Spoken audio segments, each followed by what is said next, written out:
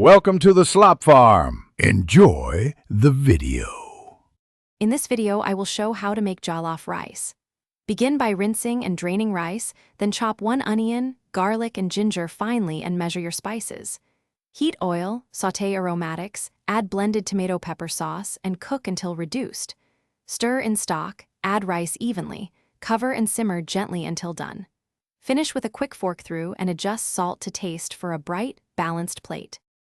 In this video, I will show how to make jollof rice.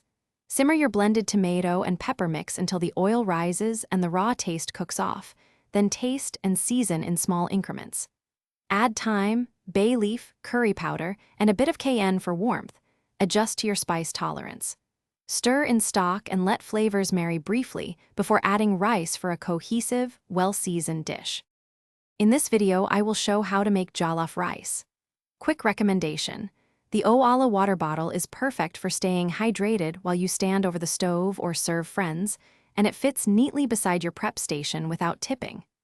If you like the tip, please subscribe and like to support the channel, and check the description for the link and other deals. Now let's get back to the video. In this video, I will show how to make jollof rice. Choose a heavy pot and bring your sauce to a deep simmer before adding rice, then spread rice evenly and avoid stirring too much. Reduce heat to low, cover tightly, and let steam finish the rice without peaking. When grains are tender, turn off heat and rest the pot for a few minutes before fluffing gently to keep the texture light and separate. Thanks for watching. Consider subscribing if we helped you today.